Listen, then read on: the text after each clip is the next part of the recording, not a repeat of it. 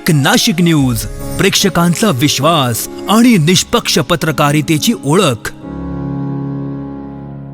की सुरुवातीच्या काळामध्ये आपले प्रभाग दौरे झाले आणि त्या प्रभाग दौऱ्यांमध्ये जे काही आम्हाला अडचणी त्या प्रभागात जाणवल्या, त्या दौऱ्यांमध्ये काही निर्णय खरं तर आम्ही सगळ्या पदाधिकारी, मी असेल, उपमहापौर असतील, आमचे स्टँडिंग चेअरमॅन असतील, पाहणी दरम्यान ज्या ज्या प्रभागांमध्ये काही अतिशय संवेदनशील आणि महत्त्वाचे निर्णय आम्ही घेतले होते.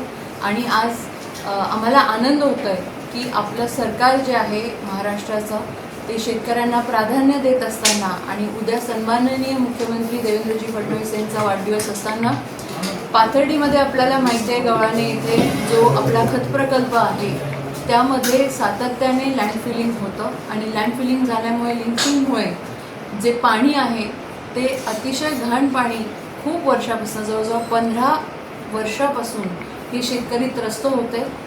ते घाण पाणी त्यांच्या शेतात जायचं आणि आपल्या विहिरींमध्ये देखील ते दूषित पाणी यायला लागलं होतं. त्यांचं शेत आणि पीक त्याच्यामुळे आतून सडत होतं आणि त्यांना पीक घेता येत नव्हतं. ही वर्षानुवर्षाची समस्या त्या शेतकऱ्यांची होती. त्याचबरोबर विहिरीतलं पाणी देखील दूषित होतं, त्यामुळे त्यांच्या आरोग्याला देखील खूप मोठा धोका निर्माण झालेला होता. आणि पाहणी दरम्यान जेव्हा आम्ही हे बघितलं तर तेव्हा आमच्या लक्षात आलं की इथे खरं तर ते जे पाणी येतं आहे बाहेर लँडफिलमधनं, त्याला कुठेतरी STPशी कनेक्ट केलं तर तो आपला मुद्दा रिझॉल्व्ह होऊ शकतो. शेतकऱ्यांना ॲक्च्युअल पाणी जमिनीत मुरेल आणि म्हणून त्या तिथल्या पाण्याचं जे डायव्हर्जन आहे ते आम्ही जवळजवळ 2.5 कोटी खर्च करून आज त्याचं भूमिपूजन केलेलं आहे. आणि 2.5 कोटीमध्ये आपण ते पूर्ण जे पाणी, खराब पाणी आहे जे त्यांच्या शेतात जात होतं, जे विहिरींमध्ये जात होतं, त्याला डायव्हर्जन देऊन STPत टाकतो आहे आणि आता त्यांना एकदम चांगलं आणि स्वच्छ पाणी मिळेल.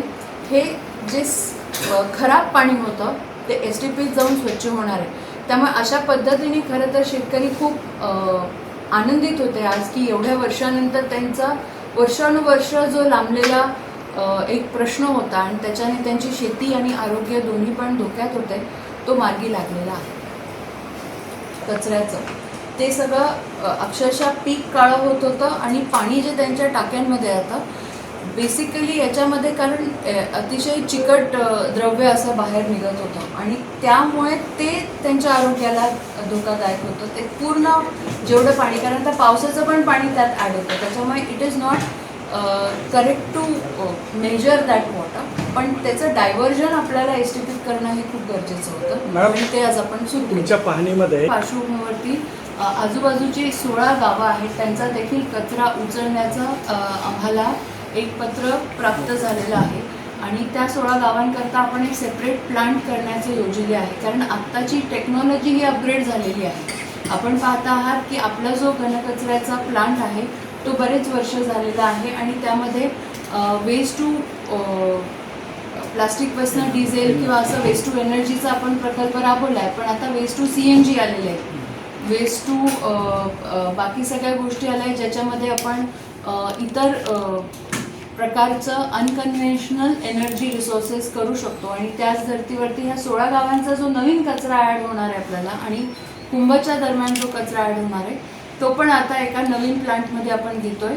त्याची आम्ही चाचपणी सुरू केलेली आहे. कदाचित PPP तत्वावरती लवकरच पुढच्या महिन्यात ती संकल्पना देखील आपल्यापर्यंत पोहोचेल, जेणेकरून ह्या 16 गावांचा कचरा प्लस ॲडिशनल जो कुंभमध्ये निर्माण होणारा कचरा आहे तो ह्या प्रकल्पातून CNGमध्ये कन्वर्ट होऊन आपल्याला CNGचा देखील तिथे वापर करता येणं शक्य होतं.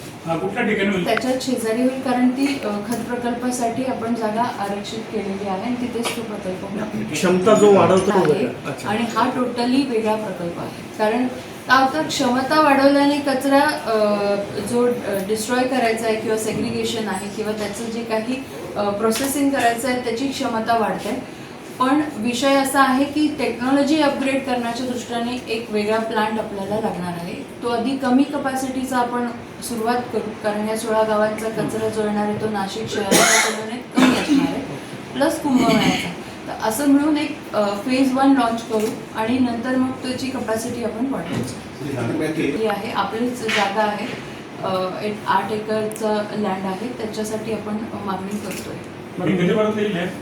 अभ्यास दौरा देखील घेतो आहे. मध्यंतरी सन्माननीय सभापती आणि मी टेक्नॉलॉजी समजून घेण्यासाठी पुण्याला देखील जाऊन आलो, पण त्यांचा जो एक प्रकल्प आहे, जो रनिंग प्लांट आहे, तो गोव्यामध्ये आहे, त्याची देखील आम्ही पाहणी करून आणि मग पुढच्या महिन्यात ते जर सगळ्यांना पटलं तर आम्ही पुढच्या महिन्यात तशी कारवाई करू. नीती आणि कचरा आपण हे करणं, त्याच्यावरती बैठका सुरू आहे. आत्ता जिल्हा स्तरावरनं आम्हाला फक्त एवढं मागणी आली आहे की हा कचरा आपल्याला प्रोसेस करावा लागेल. आता ती गरज देखील आहे आणि आपल्याला माहिती आहे की आता अनेक गावं देखील आहेत, ग्रामपंचायती आहेत, त्यांना आमच्याकडनं रस्त्यांची अपेक्षा. आत्ताच आपण बघितलं की ग्रामस्थ आले होते आणि हे माझ्याकडे पत्र देखील आहे, चान्सी आहे, त्याच्यामध्ये मातोरी आहे, मुंगसारा आहे. त्यांना अशी इच्छा आहे की त्यांचे रस्ते आणि त्यांच्या पाण्याची समस्या जे आहे, पायाभूत सुविधा आम्हाला द्याव्या, अशा पद्धतीचं हे पत्रव्यवहार ग्रामपंचायतीने आपल्याकडे केलेला आहे आणि ते सगळेच जण आज आले होते. तर ह्या देखील व्यवस्था त्यांना आपल्याकडनं अपेक्षित आहे. पण ताई, अगोदरच आपल्या हे ते कुंभमेळ्याच्या पार्श्वभूमीवरतीच म्हणतं आहे आपल्याकडे की आजूबाजूची जी गावं आहेत त्यांच्यासाठी काहीतरी आपण कनेक्शन जे आहेत ते स्थिर करावे. आपण ह्या संदर्भात जिल्हाधिकारी कार्यालयाशी पण बोललो आहे आणि मी स्वतः CM साहेबांशी पण बोलते. तर आपण एक साधारण एक कनेक्शन ग्रिड रूट्स आहे, तर आम्ही त्या याला रोड ग्रिड्स असा एक प्रोजेक्टचं नाव दिलं आहे की ते रोड ग्रिड्स जे आहेत ते विदिन सिटीमधले जे महत्त्वपूर्ण रस्ते आहेत त्याच्यासाठी आपण एक सूची तयार करतो आहे. तो लिमिटेड असणारे पण अत्यावश्यक जे आहे ते त्याच्यात आपण घेतो रोड ग्रिडमध्ये. मोशीमध्ये नाही आहे कपॅसिटी बिल्डिंग केलेलं आहे आपण वेळोवेळी. मोशीमध्ये कपॅसिटी बिल्डिंग झालेलं नव्हतं, त्याच्याने तो तेवढा मोठा डोंगर साचला होता. जर आपण बघितलं तर या 186 शाळा आहेत आणि त्यात इतर पण काही मायनॉरिटी शाळा आहेत ज्यांनी आमच्याकडे मागणी केली आहे. काही गुजराती मीडियम आहे, काही उर्दू मीडियम आहेत, काही अशा आहेत ज्या मायनॉरिटीच्या शाळा आहेत. तर मला असं वाटतं की ह्या शाळांना देखील समाविष्ट करून घ्यायचा निर्णय आता उपसूचनेद्वारे येऊ शकतो आमच्याकडे आणि अशा पद्धतीचा चांगला निर्णय, खरं ठोस निर्णय आज आमच्या नाशिक महानगरपालिकेतर्फे सगळे लोकप्रतिनिधी आणि प्रशासनाच्या तर्फे घेण्यात आलेला आहे आणि याचं सगळीकडे स्वागत होतं आहे, याचा आनंद आहे. अंगणवाडी सेविका खूप वर्ष झाले त्यांचाही मानधनाचा प्रश्न जो होता तो प्रलंबित, आपण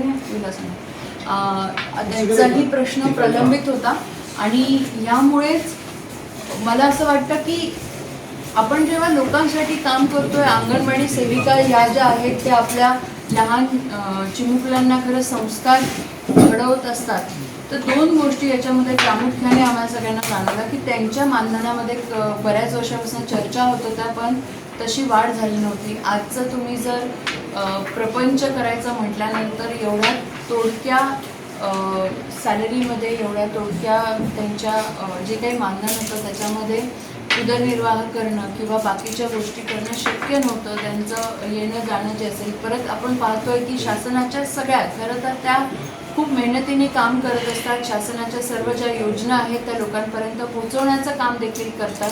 कोरोनामध्ये देखील त्यांनी खूप चांगली जबाबदारी पार पाडली आणि आता SIRच्या माध्यमातून जेवढ्या पण योजना आहेत त्या माध्यमातून, तर अंगणवाडी सेविका BLO म्हणून काम करते, इतर शिक्षक देखील काम करत असतात, पण अंगणवाडी सेविकांकडे बऱ्यापैकी दुर्लक्ष झालं होतं आणि त्याकरता हा निर्णय आमचे सर्व लोकप्रतिनिधी आणि महासभेने घेतलेला आहे. हे काहीतरी होतं ते आपण 12,000 केलं संदर्भात 34 की 4 वर्षांनंतर पहिली मीटिंग लोकप्रतिनिधी आल्यावरती सिटी लिंकची होती आणि आपल्याला माहिती आहे की गेल्या काळामध्ये ज्या आम्ही 5 महिन्यांपासून काम करतो त्यामध्ये सिटी लिंकच्या अनेक अशा आम्हाला कंप्लेंट्स देखील प्राप्त झाल्या, नागरिकांकडनं झाल्या आणि आम्ही जेव्हा लोकांमध्ये काम करतोय, आम्ही आज काम करतोय अशातला प्रश्न नाही आहे. मागच्याही काही कालावधीमध्ये जो बदल की कोरोनानंतर ह्या 4 वर्षाच्या काळात काही असे मुद्दे जाणवले की अचानकपणे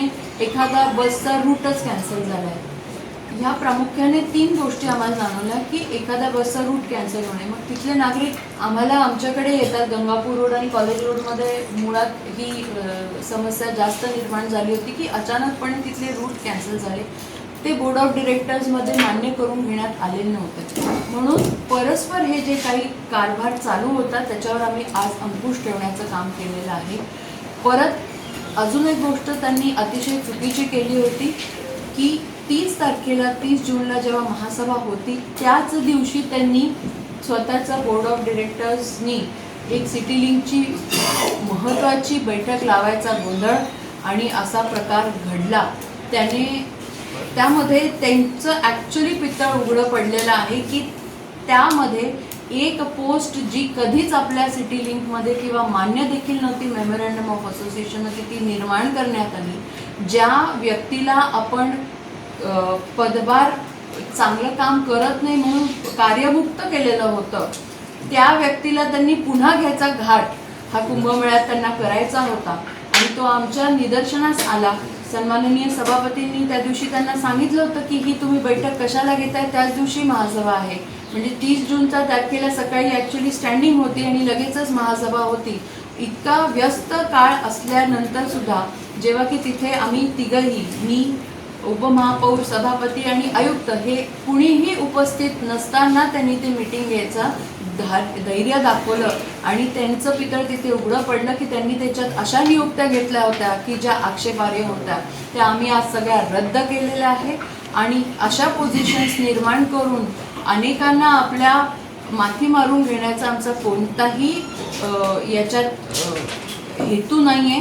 कारण अशा पद्धतीने जर ह्या लोकांना जे एक कंपनी चालवताना कंत्राटदाराच्या मर्जीतले लोक आणि त्यांना पोसायचं काम खरं तर महानगरपालिका एवढ्या वर्षापासून करते, त्याच्यावरती कुठेतरी डिसिप्लिनरी ॲक्शन घेणं गरजेचं होतं. आणि म्हणून पहिल्याच बैठकीत आज आम्ही जे मुद्दे त्यांना विचारले त्याकडे त्यांचं उत्तर नव्हतं आणि ते अनुत्तरित होते. याच्यानेच त्यांच्यामध्ये समन्वय नाही आहे. अधिकारी, कॉन्ट्रॅक्टर आणि जे कन्सल्टंट आहे त्यांनी ॲक्च्युली ह्या 4 वर्षामध्ये काय बदल केले. नुसतं आता ते सांगताय की वॉर कंडिशन आहे म्हणून इंधन वाढले. अरे ते तर आत्ता वाढलेलं आहे, पण 4 वर्षापासून, मागच्या काही काळापासून, 10 वर्षापासून जर एखादी कन्सल्टन्सी काम करते आहे, जर एवढे लोक काम करत आहेत सिटी लिंकवरती, आयदर तुमचं सर्व्हिस तर वाढली पाहिजे होती की ज्या पद्धतीने तुम्ही नागरिकांशी इंटरॅक्शन करता. तुम्ही एकच काम केलं ते चांगलं आहे की त्यांनी UPI सुरुवात केली, कारण सुट्या पैशांवरनं गोंधळ होत होते आणि त्यांच्या अक्षरशः नागरिकांबरोबर कंडक्टरचे वाद होत होते. आणि त्या गोष्टी करता किंवा आता प्रवासी शालेय मुलं आहे किंवा कॉलेजमधल्या मुलं मुली असेल त्यांच्याकडे सुट्या पैशाचा इश्यू होत होता. म्हणून आपण एक चांगली संकल्पना डिजिटायझेशनची आणली. पण ती सोडता आत्ता जे काही 90 कोटी आणि 100 कोटी महानगरपालिका सिटी लिंकला देते, कंपनी तर कुठल्याच पद्धतीने तो भार स्वीकारत नाही. तो जो भार आहे तो महानगरपालिकेवरतीच आहे. मग आम्ही त्यांच्याकडनं डिटेल रिपोर्ट मागितला आहे की आतापर्यंत तुम्ही काय काय चेंजेस केले, कशा पद्धतीचे कॉन्ट्रॅक्टमध्ये नियम आहेत आणि आतापर्यंत पॉझिटिव्हिटी किंवा सर्व्हिस लेवल आपल्याला जे अचीव्ह करायचे होते ते का नाही झाले. आता कुंभमेळ्याच्या पार्श्वभूमीवरती आपण एक 50 EV बसेसचा MOU साईन करतो आहे.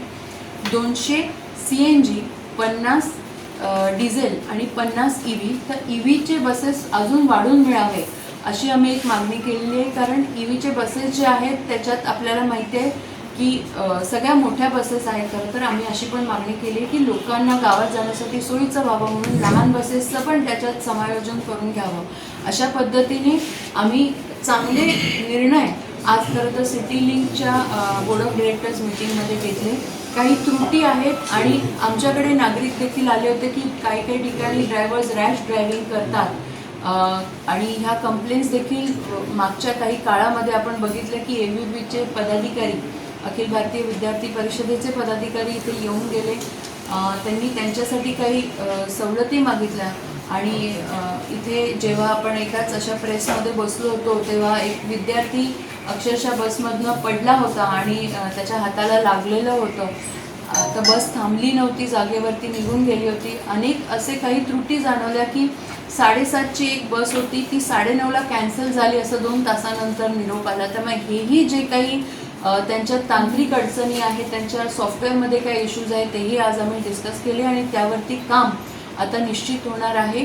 आणि नाशिककरांना अतिशय चांगली सिटी लिंक बसची सर्व्हिस आम्ही याच्यापुढे देऊ असा मानस आम्ही सगळ्यांनी ठरवलेला आहे. आणि आता पदाधिकारी या बोर्ड ऑफ मीटिंगला बसत जाणार आहेत. त्याच्यामुळे नाशिककरांनी निष्काळजी राहू नये किंवा काळजीत पण राहू नये की कशा पद्धतीने आता सिटी लिंकची सर्व्हिस येणार आहे. जिथे जिथे ॲक्च्युली बस रूटची गरज आहे ती आमच्यापर्यंत तुम्ही पोचवा, कारण ही सर्व्हिस आपण डिमांड ओरिएंटेड देत असतो. अनेक गावांमधनं पण आम्हाला मागणी आली आहे, जशी की वणी असेल, शिर्डी असेल, इगतपुरी असेल, की कुंभमेळ्याच्या पार्श्वभूमीवरती आम्हाला बस सर्व्हिसेस तुम्ही एक्सटेंड करून द्या. पण त्याचाही विचार आम्ही पुढच्या बोर्ड मीटिंगमध्ये करणार आहोत की 30 किलोमीटरचा एक परिसर आहे ज्याच्यामध्ये आम्ही खरं तर सर्व्हिस देऊ शकतो. त्यात काही बदल करू शकतो का कुंभच्या पार्श्वभूमीवर याच्यावरही विचार होणार.